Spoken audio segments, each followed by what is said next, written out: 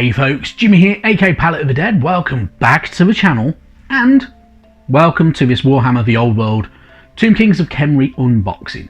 Now, obviously, there are hundreds of unboxing videos all over YouTube for Warhammer the Old World, some of them from people that have been gifted copies from GW, and then people like myself who have spent £175 on this box, and so on. Now, I have been looking forward to Warhammer the Old World for quite a while now. So I love the fantasy setting. I enjoy fantasy over science fiction. I really enjoy Warhammer good old Age of Sigmar. It's really good fun, it's really enjoyable. However, the world that was has a richer lore, a richer history, and clunkier looking models, in all honesty. But I always wanted to get into Warhammer Fantasy, and just never could, in all honesty, because of being limited on funds, and the fact that it kind of got killed off nearly 10 years ago just stopped me from being able to, really. So it's quite about time that now that they've brought out Warhammer the Old World, it's time to get into it, it's time to enjoy it from the beginning, so all brand new, set way before the end times, and new minis, we have new kits, we have new rules, we have some enhanced lore going back before the end results of Warhammer Fantasy Battles, so like the 8th edition and stuff like that. So I'm really excited by this. So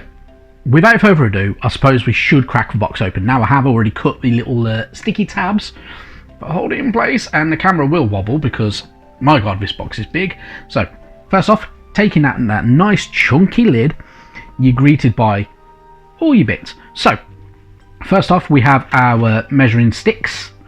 So yeah, good fun. Yeah, they're just sticks. Not much more to say to it than that. They are sticks, bright red sticks.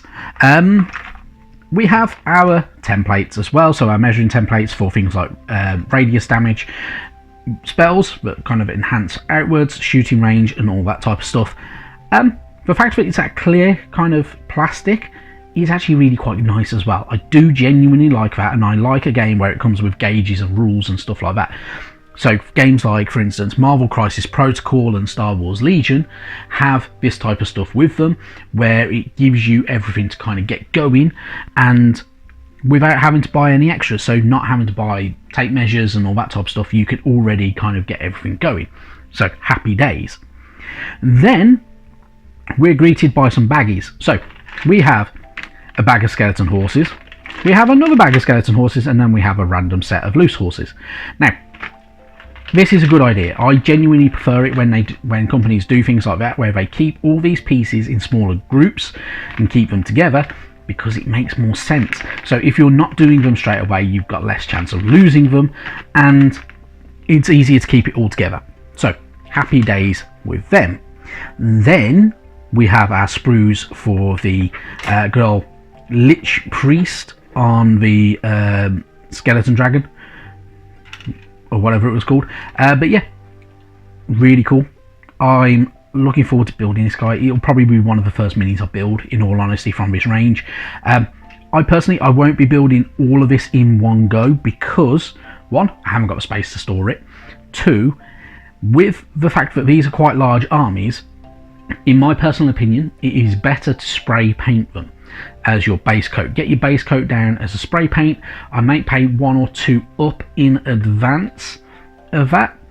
So for things like the Lich Priest and the Tomb King, I probably will do them as they're the newer models, and I'll probably do them separately to test out the colour scheme I really want to go for. But as I say, generally speaking, spray painting them is far easier, because you get your base layer down in one shot instead of having to individually base 90 odd minis, which is a pain in the ass. So yeah, so makes it far easier if you're doing that. The only ones, as I say, I'm going to spend a bit more time on are the heroes and the kind of leaders, and then all the others are going to be done as fast as possible. So spray paint, skeleton horde over the top of them, and then add in the details over the top, and happy days. Now, the other sprues you get obviously your good old Tomb King. So we have spears, good old for that, good old riders, So these are the tomb guard, the mounted tomb guard. Well, the skeleton guys. We have our bow boys and, well, their chariots.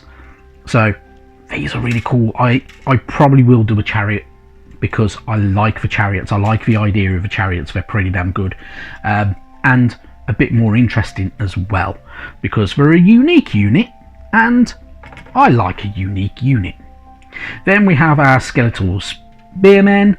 They're just general Tomb King spearmen, swordmen, your average Tomb King fighter.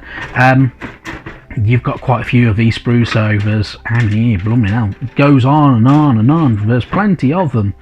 There's loads. This is going to keep me going for far too long, in all honesty. But I am really looking forward to it. So there is tons and tons of plastic in this box. This is a ridiculous amount. So for all your good old Tomb King army, there is that's 10, 15, 18 sprues that are identical, which are for your good old Tomb King's infantry. Really cool. That's a lot of plastic, a lot of plastic. And then we have our bow boys and the shields as well. So obviously our bow boys are going to be quite good fun.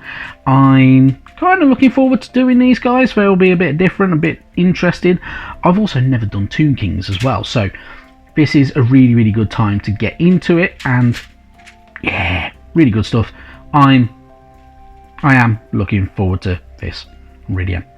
So obviously a lot of plastic there. So once you've got through all the plastic, you get to your bottom little bit. So you've got your Warhammer, the old world thing there that you could, I don't know, if you wanted to, you could always put it in a frame, and no, I probably won't.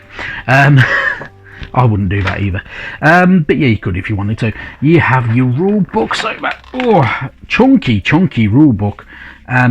Yeah, it's an impressive book, that is, and you got your reference sheet as well. Now, I'm looking forward to going through this rule book because this rule book is chunky. It has some lore in there, has all the rules as well for the game, and I am interested in playing this game. So normally, when I'm not knocking my camera around, I don't play a lot. I paint a lot and don't play a lot. However, I do want to get into the old world and possibly finally learn how to play Warhammer properly, especially the rank and flank version. Then under one side you have bases galore. So these are your 25mm bases. We have a shed load of dice, and then on the other side we have our bigger bases. So we have our cavalry bases, the bases for the chariots, and bases for the good old bone dragon as well. Nice, really good stuff. So this is a chunky box. Now, before we kind of crack on through everything else, and I say goodbye and everything like that, obviously there is the Tomb Kings of Bretonnia. I haven't got that box. I chose Tomb Kings because I prefer the look of them, and I find them a bit more interesting. Obviously, that is not everybody's kind of, everybody has their own opinions on it, so some people will disagree with me on that. If you do disagree with me, that is entirely your choice, and I can't say I blame you. However, my thing with this is, obviously there is some negativity with good old Warhammer the Old World. We will go through that in another video coming up very soon, and I will go through a couple of my experiences recently with good old GW, and yeah, anyway, thank you very much for watching this unboxing video. It's not the best quality, the lighting's terrible in this room. However, I've really enjoyed it. I'm excited, I'm looking forward to it. I will share posts and pictures and updates with you guys as I'm going through good old Warhammer the Old World, and yeah, it just adds another string to the bow, doesn't it, really? And it's really enjoyable, and I'm looking forward to getting on with the lore of this game. So really fun times. Thank you very much for watching though, and I will see you sometime soon. Bye bye now.